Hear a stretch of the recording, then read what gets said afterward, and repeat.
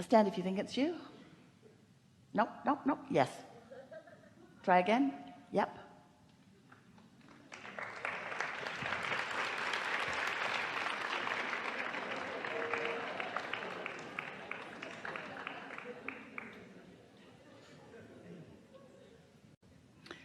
Evidence of alignment or trying too hard?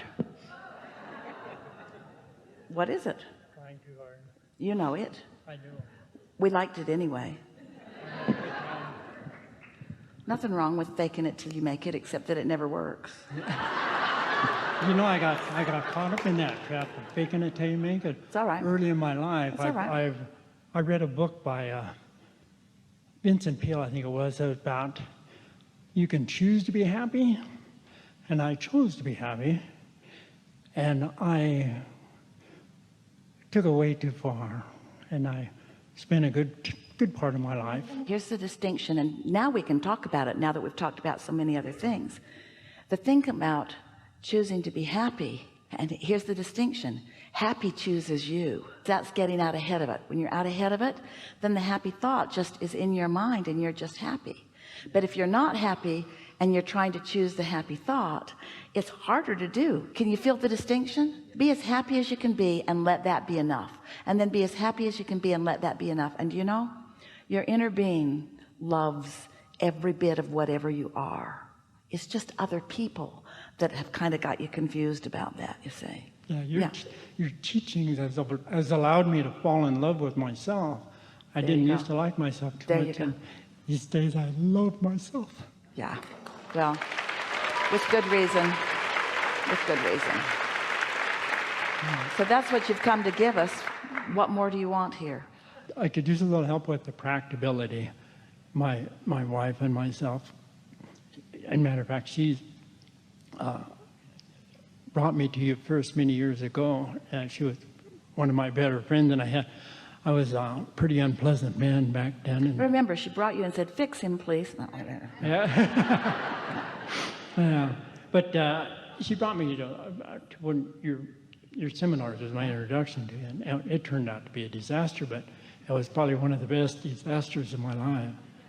And I felt like I'd lost this best friend, and I was really scared. And but it turned out really well. It turned out really well. And so from where you stand now, what clarification are you reaching for? We've been considering changing homes. We've paid for ours, and we're going to sell it and move more out of the city. We're both retired. We want to get away from the hustle and bustle in the city, and we want to move up a little farther north. So just now, you did some daydreaming that's helpful and some daydreaming that isn't. Yeah. Esther's begun calling it, am I daydreaming or nightmaring? Because sometimes she'll find herself on a train of thought and it gets a little bigger, and suddenly she'll think to herself, what in the world am I doing? And so when you're thinking about what you want, that's helpful. When you're trying to get out of the hustle and bustle of the city, that's not so helpful because it contradicts the vibration. Yeah? Yeah, that's right. So here's our question to you, and you really help us wrap this all up into a way that can be very helpful for everyone else. So do you think that you are willing, capable? Do you think you're at the place where you could do this, where you could just let the ideas come to you, dream it, and hold off on trying to make anything happen or take any action? Do you think you could do that? I believe we could.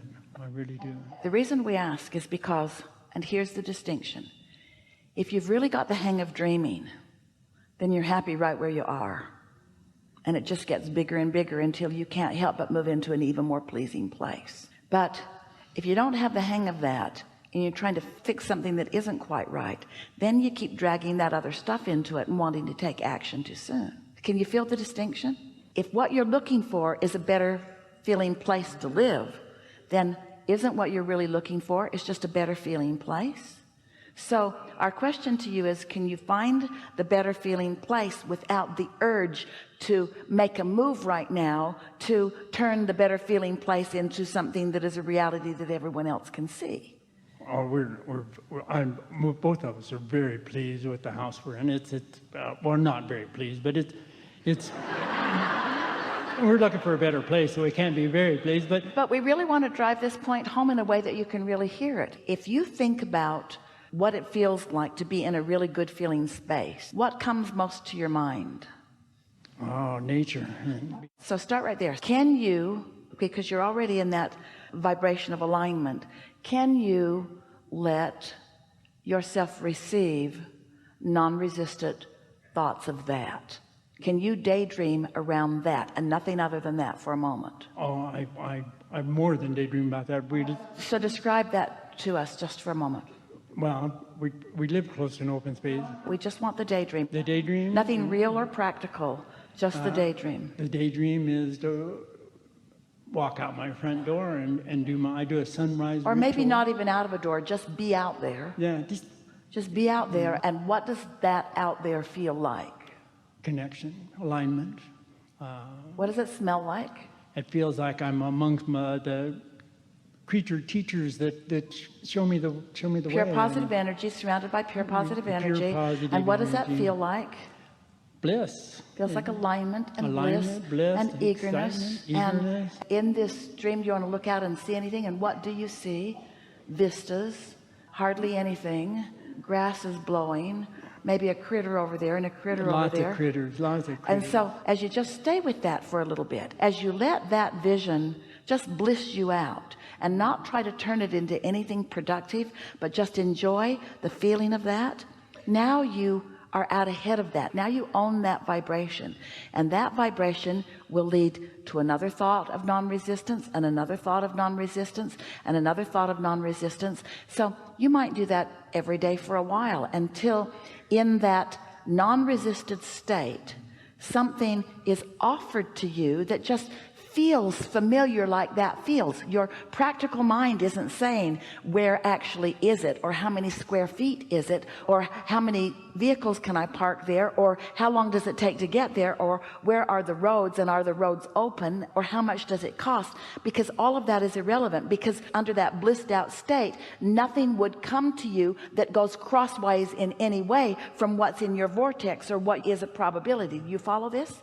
If you can trust that the easiest thought, which was the one of nature and really nothing else, if you can trust that that thought is enough because of the vibration that it produces within you, and so you are out ahead of it with your vibration, that out ahead of it vibration will bring all of the other details, and you will recognize them when you see them. Can you hear that?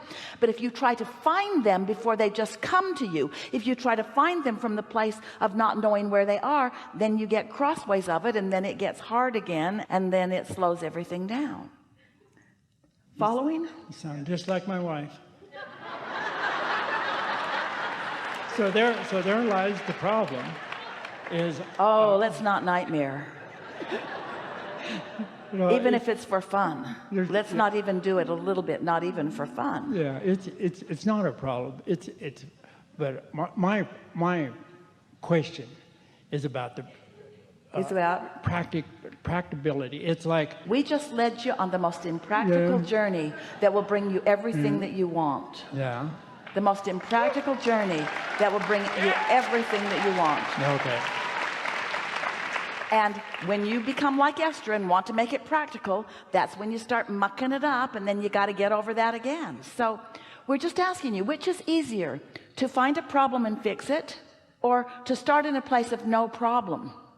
Which is easier? And do you believe that you can start in a place of no problem? You really can. You really can. Your vortex is so magnificent, and your inner being and all of us are all over it, and we've seen it and experienced it, and we know it, but you can't know what we know completely, because we've been non-resistant for so long that we can see the exact precise path of least resistance that you will follow. But if we told you even a little bit of it, you'd get off on a wild goose chase.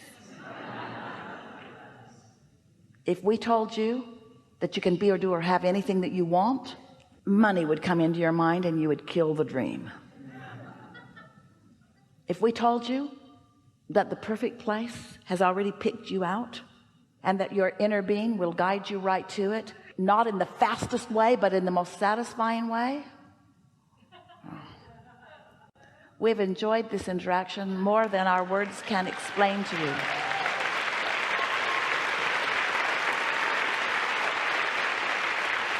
We are eager about what lies before you, but not because the manifestation is so important, but because the dream about it will be so satisfying along the way.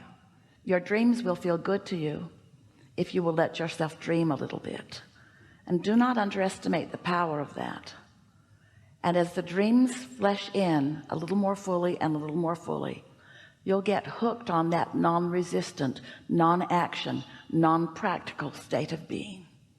And then we will tell you what we've been telling Esther for a little while. There is nothing more practical or productive that you could do than let yourself daydream. It is the most productive and practical use of your time. Put yourself into a place where it's easy to do. Go to places where you feel the best. Set yourself up for the success of the dream. Pat yourself on the back every time you catch even a momentary glimpse of it.